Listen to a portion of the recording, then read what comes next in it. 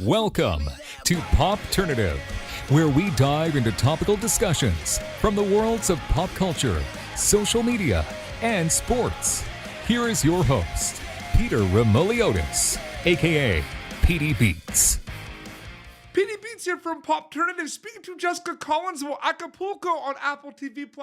Welcome to the show. Thank you so much for your time.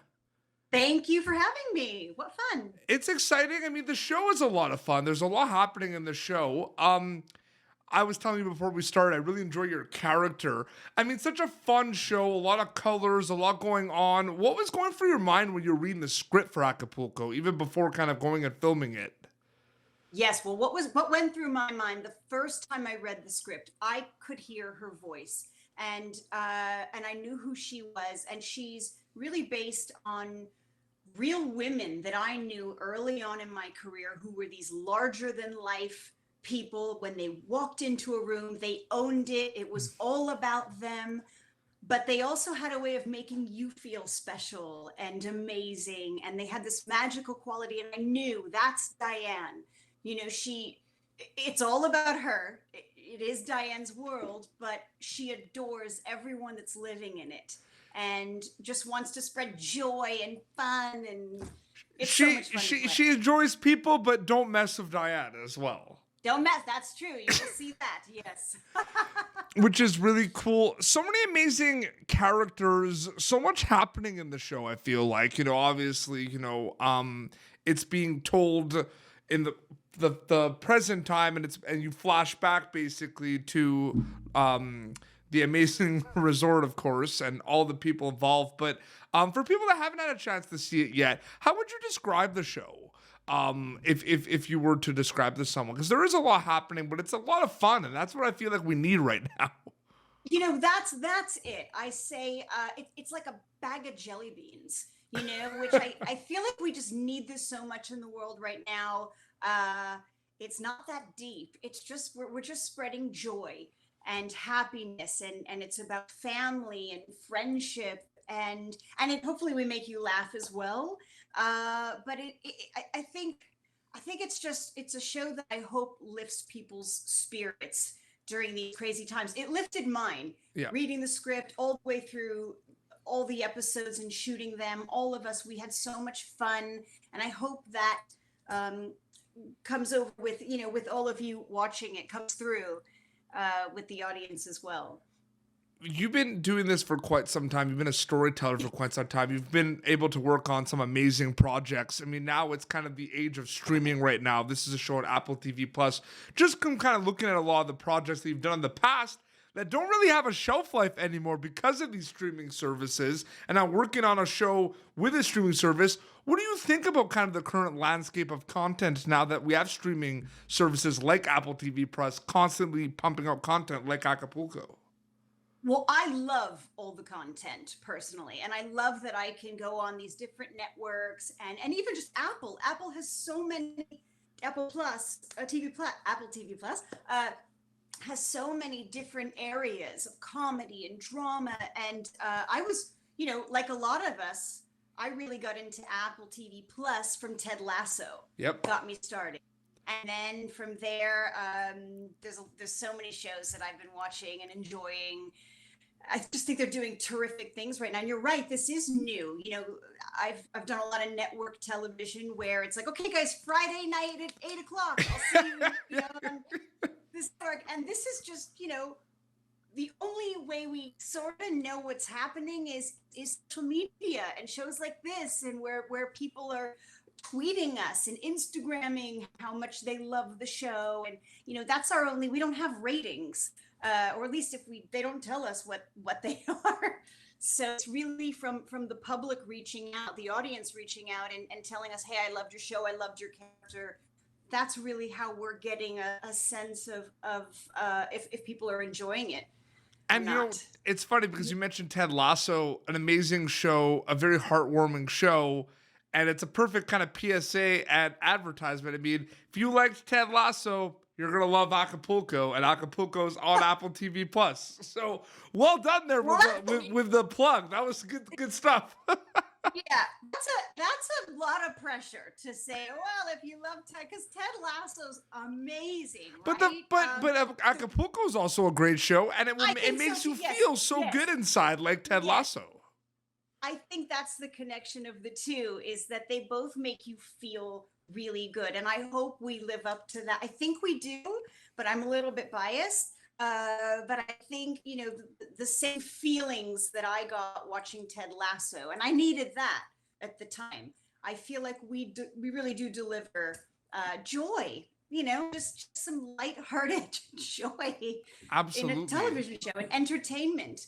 100%. I want to step away from Acapulco for a little bit. I'm kind of just a general kind of thing about trends I'm seeing now. I'm a big fan of the horror genre, thriller genre. You have worked in this genre before. This genre keeps getting elevated to new heights every year, it seems. It's crazy. It's amazing. New ways of scaring people, old ways of scaring people. Can you comment on the current state of the horror and thriller genre right now? Like, what do you think about it right now?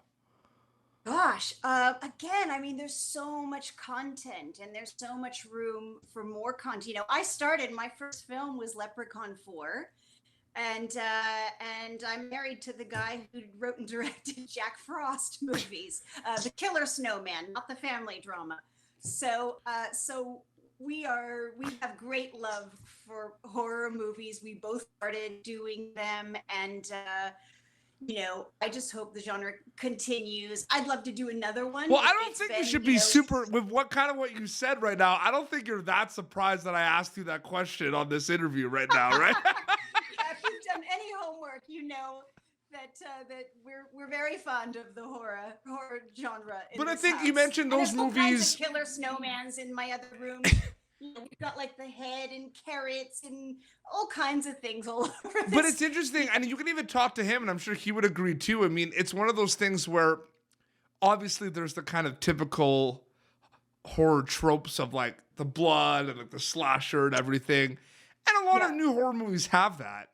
But I feel like there's this whole new dimension of like different ways you can scare people that don't need like a lot of that traditional stuff, which I think is like crazy to me. You know what I mean? Absolutely. Yes. I mean, horror has come a long way in the last. It's like a psychological game a little bit too. It's like head game, so to speak. Absolutely. Yeah. Okay, we'll get back to Acapulco. I just love it so much. I had to bring it up because Leprechaun 4. I love that you did.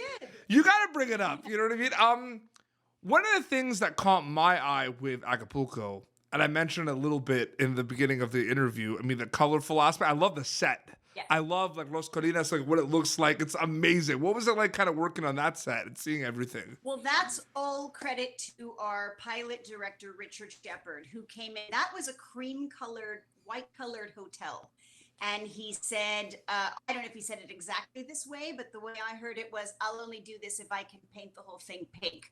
So don't quote me, but that was his vision, the colors and the neon, and he really set the tone.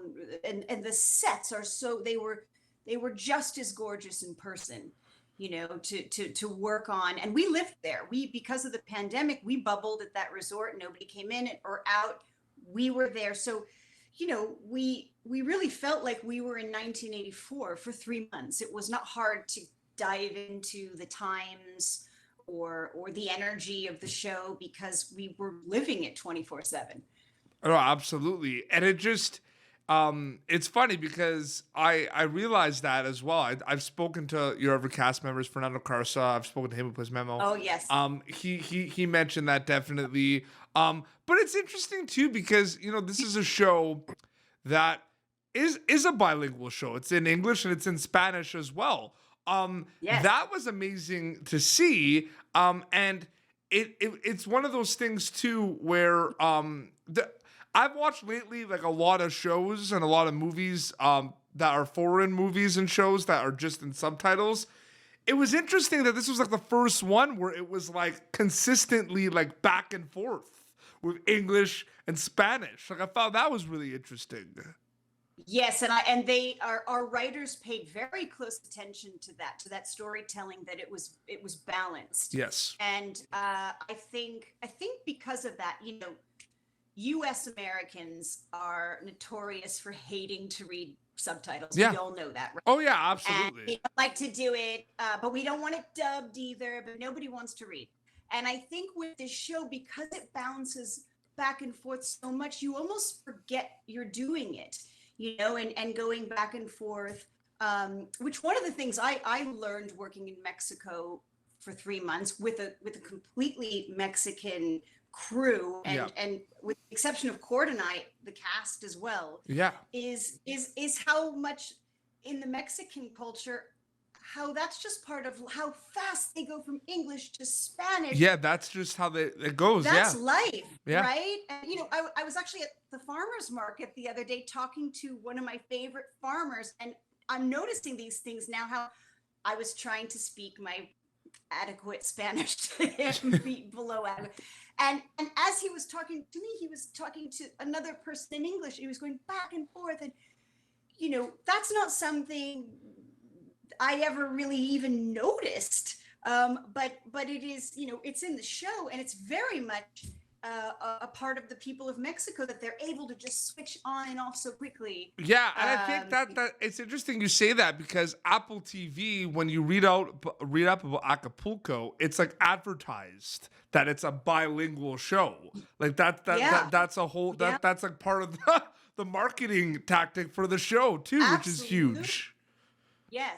Yes, absolutely. It's got that, and it's got a little bit of a upstairs, downstairs for sure, with the help and the people that work at the hotel, myself included. Yep. The workers and the guests, and giving the guest always gets what they want, no matter how hard it is to provide that. We will do at all costs. And you have worked in the past on a lot of shows and movies that have had like a lot of characters and ensemble cast, but it seems like the ensemble cast, Jessica, is taking new heights a little bit as well. I feel like that, like the amount of amazing, unique, like ensemble cast, kind of like what we see in Acapulco. We see the people at the resort, people working at the resort, people that come in for a day or two. Like, it's very interesting how the ensemble cast has evolved as well. Yes, and absolutely. I think, the thing about this show is that you're going to see a journey from all the cast. I mean, obviously we have our two leading men who are just, both of them deliver the most beautiful performances. Amazing. But we're a big cast. I think we're about, 10 or 12 series regulars, and everyone takes a journey in this, and nobody feels left out. You will learn something about all the characters, and that's really hard to do in 10 half-hour episodes. And I think our writers, the care they took with each character and making them specific and yet all connected in this show is that's a really hard thing to do, and I think they did a beautiful job. And it's really interesting too. I just want to get back to your character, Diane. Like, I love that character, and it's pretty cool because you know, some moments, Diane's around, and some moments, screen time wise, we don't see her as much as other characters. But if you think about it, of the whole show, Los Calidas and Acapulco, Diane is the glue.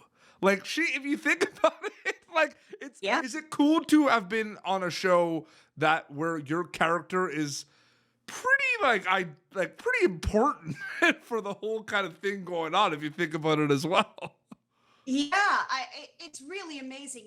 When I haven't really, you're the first person I'm telling this to, but when I got to the hotel in real life, I just walked around this gorgeous resort, pretending like I owned the place. And it was really fun. Awesome. Just to get in character, and I would just walk around, and it's a long walk if you walk the whole thing, and just think, oh mine. And I also think Diane in this is like your strange mother of all of these people. She's mama to all of these people. These are her children, and she wants to be involved in their lives, and she wants good things to happen to them, and just how she's guiding Maximo and taking him under her wing, and she'll take some other characters under her wing as we go. And like a little bit of a spoiler, I mean, the people that are watching this, hopefully they've watched a few of the episodes already. Spoiler alert, they haven't. I mean, when we do find out that you are Cord's mother. Oh, yeah. I think that kind of caught me off guard a little bit. Like, it was kind of at the end. Yeah, to be honest with you, it was kind of like, Oh, of course, but it was like I didn't really think about that because I guess they do a good job of distracting you a little bit with like Maximo and him getting settled in, right? Like they like that episode. Yeah. But like I didn't. Yeah, I didn't like. I'm so glad to hear that, and I've heard that from a lot of people, and I was really worried because Cord and I look so much alike. Like it was kind of startling to me.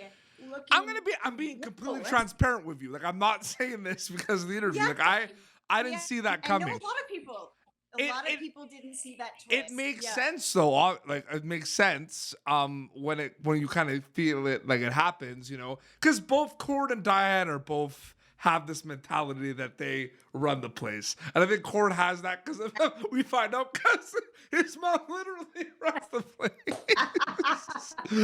Absolutely, which is amazing. Yeah. So much fun. Jessica, thank you so much for coming on the show. I really enjoyed chatting with you. This is so much fun. Thank you so much. So Acapulco is on Apple TV Plus. The episodes keep rolling out, which is awesome. I think 2 came out when it premiered, and then now it's weekly. So every Friday, I believe, correct? Every Friday it drops, yeah. Absolutely. Where can people follow you on social media to keep up to date with everything? Oh, thank you. They can find me on Twitter, Jessica Collins, and Instagram, I'm MS Jessica Collins, and then I have my own website, jessicacollins.com, where I have recipes and I share stuff about the show and fashion and all that kind of fun stuff. Amazing. Well, this has been Popternative, youtube.com/Popternative for previous episodes. You're going to be able to catch Jessica Collins now on Apple TV Plus as Diane in Acapulco, streaming now. Until next time, it's Jessica Collins and PD Beats signing off. Thank you for tuning in to Popternative. Make sure to check out our past episodes of Popternative on YouTube. Be sure to like Popternative on Facebook and follow us on Twitter. This has been an Autograph Communications production.